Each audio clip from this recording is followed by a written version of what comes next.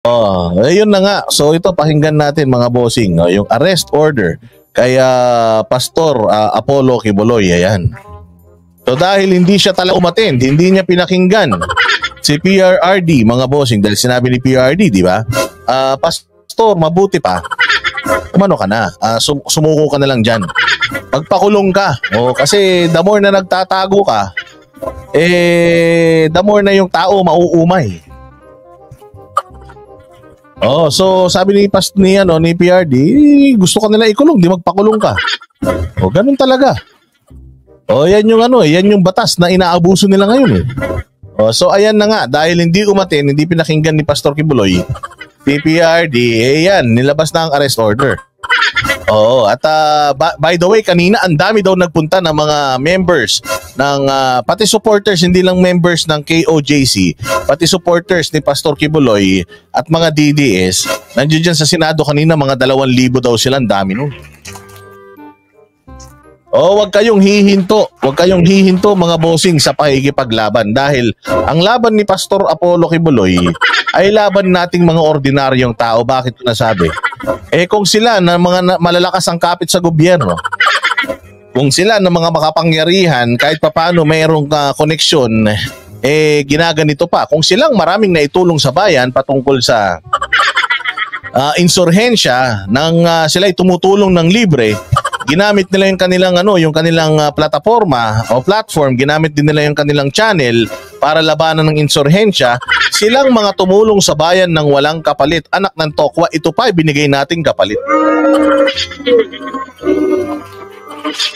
Oh, kaya sobra-sobra mga bossing ang pang-aabuso talaga ngayong panahon na ito. Oh, noon sigaw sila ng sigaw. Etong mga yan sila Risa Ontiveros, yang mga Makabayan Black, panay ang sigaw ng mga yan nang galit sila sa diktador. Sigaw sila ng sigaw na never again, never again. Never again to dictatorship. Pero anong ginagawa nila ngayon na sila'y nasa kapangyarihan? Kaya alam niyo yung mga aktivista na yan, magaling lang yan dahil wala pa sila sa kapangyarihan. Bigyan mo ng kapangyarihan yan. Sila yung unang-unang magmamalabis sa kapangyarihan na ibibigay ng taong bayan sa kanila.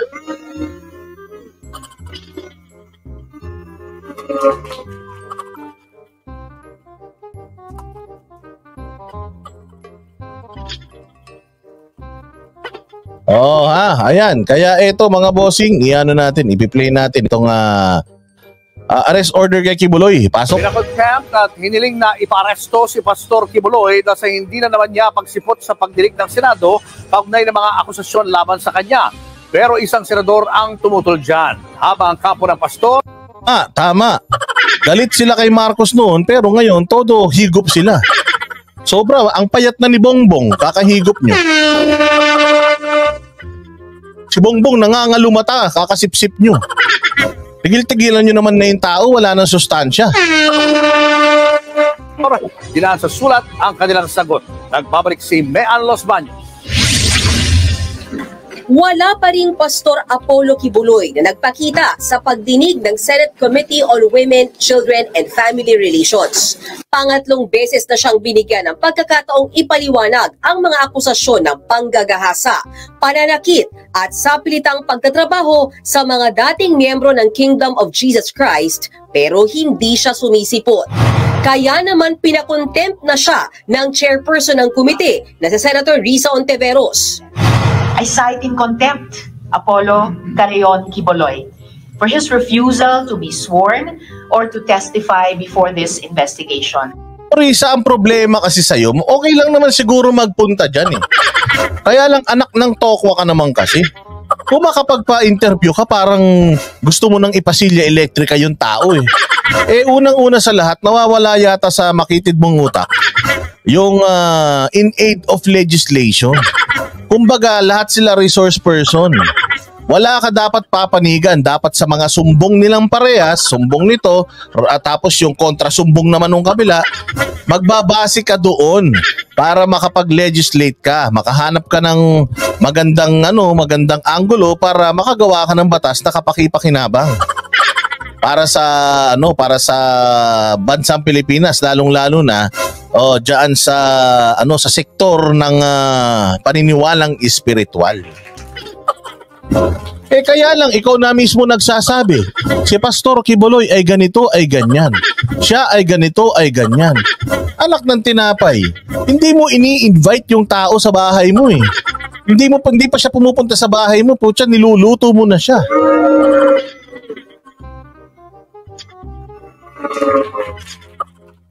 Oh yes, Barat Pai, yung link, alin? Yung link ng mga magagandang chicks?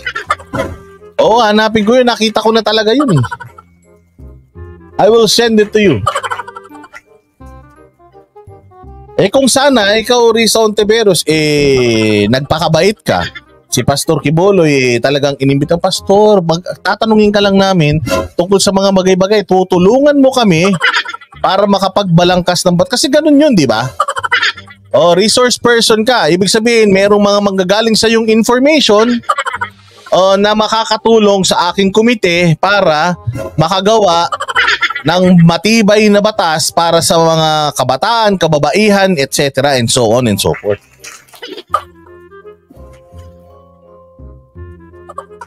Kaya lang, nawili ka kay Senyor Aguila. Kaya hindi talaga pupunta yan dyan. Ikaw din ang may kasalanan yan. Kung sana, naging ang trato mo kay Pastor Kibuloy, katulad din ng trato mo dun sa mga nagsusumbong kay Pastor Kibuloy, di sana pare-pareha sila dyan, nagsunggaban sila, di ba? This committee requests the Senate President to order his arrest so that he may be brought to testify. Pero kahit no-show sa pagdinig si Kibuloy, nagpadala ng sulat ang kanyang mga abogado. Hiniling nila kina Ontiveros at Senate President Mig Zubiri na isantabi ang sabina laban sa kanya. Paglabag daw sa karapatan o constitutional right ni Kibuloy ang paharapin siya sa komite ng Senado na tila guilty na ang turing sa kanya. Hindi raw ang Senado kundi ang korte lang ang may kapangyarihang humatol. Giit pa ng kampo. Kasi sa mga pinalabas na statement mo, Senator Risa Ontiveros, it's as if kumbaga nakatatak na sa isip mo na si Pastor ay abusado, rapist, magnanakaw at kung ano pa.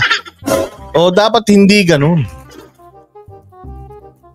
Siguro tanungin mo yung sarili mo, bakit hindi siya nagpunta dyan? Hindi siya nagpunta dyan dahil may kasalanan siya. Hindi siya nagpunta dyan dahil sa'yo. Dahil alam na nila, nakita na nila kung paano nyo pabuyin yung mga resource person ninyo dyan eh. Alam mo, abuti pa nung panahon ni PRD, pag nagpatawag sa Senado, kahit na madaming mga dilawan pa nun, pag resource person. Bihirang-bihira mga bossing yung nako-contempt of the Senate. Bihirang-bihira ngayon, Diyos ko po, kada hearing merong nako-contempt. Ng pastor, napahiya, pinagtawanan at naharas umano si Kibuloy dahil sa mga naungkat sa Senate hearing. Pero tingin ni Ontiveros, nagpapalusot lang ang pastor. If we allow witnesses of the Senate to simply claim that appearing before a committee would violate his or her constitutional right to be presumed innocent and his or her right against self-incrimination, wala na pong kapangyarihan ang ating Senado maglunsad ng mga investigasyon. Tama lang na hindi naman kayo dapat nag-iimbestiga eh. Kasi ito kasi ang dating. Ang Senado nag-iimbestiga. Feeling nyo kasi para na kayong mga pulis. Feeling nyo para na kayong mga piskalya. Hindi naman ganun. Dapat nag-iimbestiga nga kayo in aid of legislation. Hindi kayo nag-iimbestiga para ipahiya ninyo, iniimbestigahan ninyo to the point na halos wala na siyang mukhang may harap. Tas syempre, kapag kaginanyan-ganyan nyo yan sa Senado, anong gagawin kapag naipasa yan sa korte? Di syempre, mai-impluwensyahan nyo din yung, yung direksyon at saka yung desisyon ng korte, tama? Tinan nyo nangyari sa SMNI. Anong ginawa ng komite o franchise ng Congress? Ano nangyari? Nagdesisyon ng Committee on Franchise ng Congress. Tapos anong ginawa ng MTRCB? Anong ginawa ng NTC? Hindi ba na-impluwensyahan ng Congress yung decision making ng NTC at ng MTRCB, which is separate sila? ng kapangyarihan sa Congress. Yun po ang problema kapag meron po tayong leanings. Yun po ang problema pag tayo'y nag-imbestiga para lang mapagmukha natin tanga yung mga dating namamayagpag sa kapangyarihan. Hindi ba? Yan ang problema. Isang magandang aral na talaga yun nangyari dyan sa SMNI. Tinan mo. Kung ano desisyon ng Congress, yun ano yung desisyon ng NTC at ng MTRCB. Kahit hindi pa naman sila nagkakandak ng sarili nilang investigasyon. So, ganun din yun. Kung halimbawa, babuyin mo si pastor dyan, yes or no lang yung isasagot niya, hindi niya mapagtatanggol yung sarili niya. Kasi meron kayong armas, meron kayong espada, na ang pangalan ng espada ninyo ay contempt. So, pagka tinanong nyo siya, hindi siya sumagot, iko-contempt nyo. Pag tinanong nyo siya, sumagot siya ng marami, iko-contempt ninyo. Pag tinanong nyo siya, maangas siya sumagot, iko-contempt ninyo. Yun ang problema, ginagamit ninyong kapangyarihan masyado yung contempt na yan. Syempre, kung ano yung magiging desisyon mo, ilalabas yun ng media, isasampay ang kaso sa korte. Edi may impluwensyahan nyo din yung desisyon ng korte.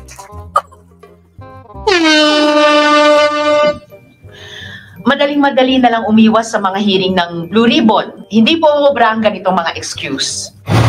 Sa kabila niyan, tinutulan ni Ito na ang pinakamatapang na senador ngayon. Senator Robin Padilla ang pagpapakontempt kay Kibuloy.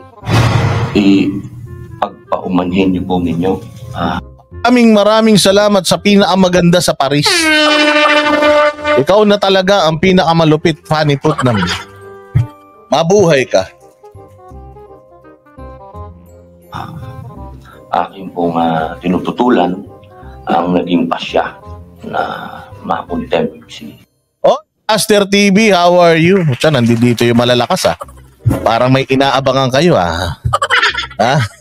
malulupit ang mga bisita natin ngayon. Pastor Kibuloy, with all due respect, ma'am. Walang binanggit na dahilan sa kanyang pagtutol si Senator Padilla. Ni-recognize naman ni Senator Ontiveros ang pakiusap ng kapwa-senador. Pero hindi raw nito ibig sabihin na hindi na ipapaaresto si Kibuloy. Yan, so dito natin ngayon malalaman kung gaano kalakas ang mga senador. Kasi alam naman natin na dyan sa Senado, dalawa lang yung oposisyon. Dalawa lang, mga bossing. Sino? Si Risa Ontiveros at saka si Coco Pimentel. Si Coco Pimentel nga, hindi pa nga yan siya bias So, si Risa Ontiveros nag-iisa. Kaya nga dyan sa committee niya, halos walang pumupunta Mantakin mo, 7 pala sila na committee member. Pero siya lang ang nagpupunta dyan mag-isa. Siguro, sura-sura na sa mukha niya. So dito natin malalaman mga bossing kasi merong ruling na kapag may nag-oppose doon sa iyong suggestion na i-contempt ang isang resource person at merong kumbaga umalma or hindi tumangkilik pagbobotohan ng buong committee whether sinong kakampihan nila, si Robin ba o si Risa Ontiveros. Ayan. So magkakaalaman dyan, meron pa yan at least hanggang 7 days daw po yan. 7 days ba o 14 days? Basta mga ganun, either 7 or 14 days, kailangan makapaglabas na sila ng desisyon. Kasi pag nanalo si Risa, kailangan ang Senate President pipirma doon sa arrest order na yan na nilabas ng committee ni Risa. Bye! Base sa rules ng Senado, dapat majority ng lahat ng miyembro ng isang komite ang mag-object para mabaliktad yung desisyon ng pagpapakontempt sa isang resource person. Para sa Committee on Women and Children, 14 ang miyembro nito at isa pa lang, si Senator Padilla ang tumututol sa desisyon. Kailangan 14 daw sila. Naku, madami yan. Sigurado tayo. So 7 days. Okay, so 7 days mga bossing, kailangan magkaroon na ng desisyon yan. Kung wala, alam na this. 8 senador ang maghain ng objection sa susunod na 7 araw para hindi matuloy ang pagpapakontempt kay Kibuloy. Oras na hindi mabawi ang pagpapakontempt kay Kibuloy, hihintayin namang pirmahan ni Senate President Zubiri ang arrest order para kay Kibuloy. Nakahanda raw tumulong ang PNP kung may ilalabas mang arrest order ang Senado.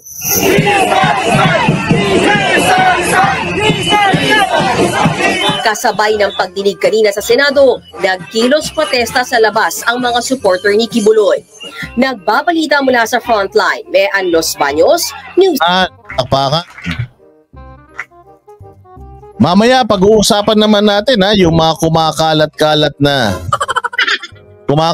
balita na ito daw mga ito ay bayaran. Ang nagpapakalat po ng balita ay isa pong galising aso na hindi alam kung ano ba talagang affiliation niya. Siya po ay litong-lito na sa kasarian niya. Siya po ay litong-lito pa sa kung sino ba talaga ang kakampi niya. Siya ba ay Duterte? Siya ba ay Isconyan? Siya ba ay BBM? Hindi natin maintindihan.